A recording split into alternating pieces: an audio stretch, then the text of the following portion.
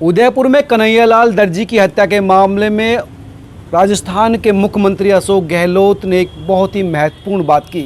ये बात उन्होंने उस वक्त कही जब विपक्ष के प्रेसिडेंट पद के उम्मीदवार यशवंत सिन्हा जयपुर आए थे। उन्होंने कहा कि अब ये क्लियर हो गया है कि इस हत्याकांड के मुख्य अभियुक्त यानी रियाज अत्तारी के किस पार्टी से और उनके नेताओं से क्या संबंध थे। उन्होंने एक और बात कही, उन्होंने ये कहा कि कुछ दिन पहले रियाज अत्तारी के संबंध में बीजेपी के नेताओं के फ़ोन थाने में आए थे। उन्होंने कहा था कि रियाज अत्तारी हमारा कार्यकर्ता है, इसको तंग ना किया जाए। और इससे बात साफ हो जाती है कि रियाज अत्तारी किस पार्टी की गोद में बैठा हुआ था, किसके नेताओं के साथ उसके संबंध थे और कौन लोग थे जो उसको बचा रहे थे। ये राज्य के मुख्यमंत्री हैं अशोक गहलोत राजस्थान के, जिनके राज्य में इतना बड़ा हत्याकांड हुआ है। और उन्होंने बताया कि बीजेपी नेताओं के फ़ोन थाने में आए जो उसके बचाव में थी। दरअसल अशोक गहलोत जिस घटना के बारे में बीजेपी नेताओं के फ़ोन का जिक्र कर रहे थे वो इस हत्याकांड से पहले की बात थी।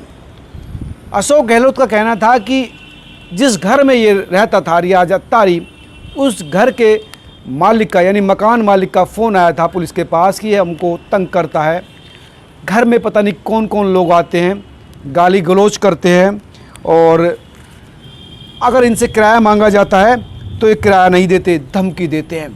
लगातार परेशानी बनी हुई है और जब तक थाने की पुलिस इसको कार्रवाई करती, बीजेपी नेताओं के फ़ोन आने लगे। उनका कहना था कि ये हमारा कार्यकर्ता है, इसको तंग ना किया जाए।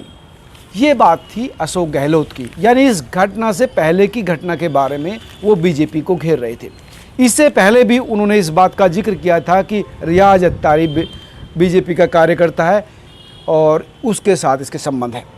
इसमें लगभग कोई दो राय नहीं कि रियाज अत्तारी बीजेपी कार्यकर्ता था। अल्पसंख्यक जो मोर्चा है उसका ये सदस्य था। गुलाब राव कटारिया जो विपक्ष के नेता है, बीजेपी के बड़े नेता है, उनके साथ इसका फोटो है। इसमें कहीं कोई दो राय नहीं। लेकिन सवाल जो है आपकी सरकार पर, आप पर और पुलिस पर यह है कि इस हत्याकांड में ये रियाज अत्तारी इन्वॉल्व है, उसकी बताइए। इस हत्याकांड में क्या बीजेपी के नेता कोई इन्वॉल्व है? उसकी जांच होनी चाहिए। क्या किसी बीजेपी नेता को आपने पूछताछ के लिए बुलाया? क्यों नहीं बुलाया? बुलाया जाना चाहिए था। अगर आपको लगता था कि इसमें कहीं ना कहीं किसी से पूछताछ से कुछ फ़ायदा निकल सकता है, कुछ और लिंक निकल सकता है, लेकिन नहीं बुलाया गया क्योंकि आप सिर्फ राजनीति कर रहे हैं। ये भारतीय राजनीति की सबसे बड़ी विडंबना है दोस्तों कि यहाँ पॉलिटिकल नेता सिर्फ राजनीति करने के लिए कुछ भी धर्म का और जातियों का जिस तरह से बेढंगा बेहिसाब इस्तेमाल करते हैं, उसके वजह से इस देश में बहुत बड़े संकट हैं। ये जो वर्तमान संकट है ये वही संकट है कि हम हिंदू मुस्लिम पर बटे हुए हैं। अशोक गहलोत जिनकी सरकार में कई इस तरह के मामले आए, उन पर सवाल उठा। वो इस मामले की कि एक मकान मालिक ने शिकायत की थी और उसके फिर बीजेपी के नेता आए थे।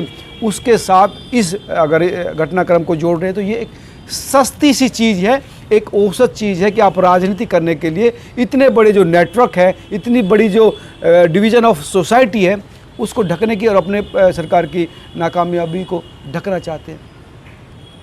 दोस्तों, सरकार का, पार्टी का इससे लेना देना नहीं है। इससे लेना देना ये है कि ये जो मजहबी विचारधारा है, इतनी कट्टरता कि आप किसी की हत्या कर दें और आपके हाथ ना कांपे। आप पहले भी वीडियो बनाए 8 दिन पहले और फिर हत्या करने के बाद वीडियो बनाए और आपको लगता है कि आपके साथ अल्लाह है। तो ये जो टाइम बम है, ये एटम बम जो दिमाग में लोगों के फिट है, ये एक दिन में नहीं आया।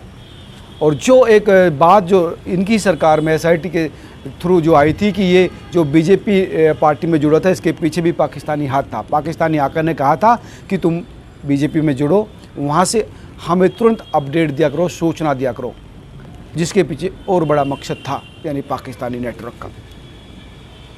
कोई किसी पार्टी में जुड़ता, हर पार्टी चाहती है कि उसका नेटवर्क बढ़े, उसकी रीच बढ़े, उसके साथ कार्यकर्ताओं की फौज बढ़े। तो सवाल ये है, सवाल सिर्फ ये है कि आप आरोप लगा कर निकल जाए, ये नहीं। सवाल ये है कि इस नेटवर्क को ध्वस्त कैसे होगा। और मैं तो कहता हूँ हमारा तो मैं सिर्फ मौलिक पत्रकारिता करता हूँ। अगर इसमें बीजेपी के नेताओं का कहीं हाथ है, पहले भी रहा था अगर इस किराए वाले मामले में, तो आपको पूछना चाहिए था कि भाई आज पूछिए ना बुलाकर कि तुम जो इसका फेवर कर रहे थे अब कहाँ हो, क्यों नहीं आपने जांचा परखा, क्यों आपको अपने कार्यकर्ताओं की एक्टिविटीज़ की जानकारी नहीं थी।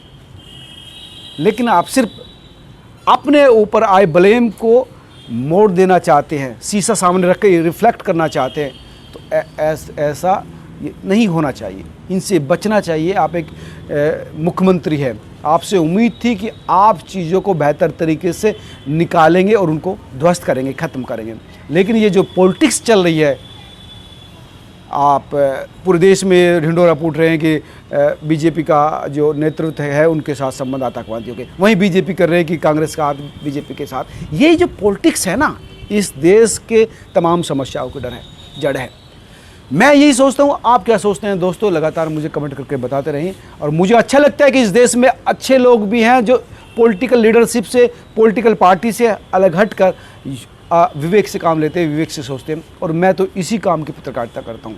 लगातार आपके कमेंट आते रहें, अच्छा लगता रहता है, सपोर्ट करते रहिए। चैनल को सब्सक्राइब कीजिए, लाइक कीजिए और फॉरवर्ड कीजिए, ताकि जो बेसिक पत्रकारिता के मूल उद्देश्य है उसको बचाया जा सके। नमस्कार।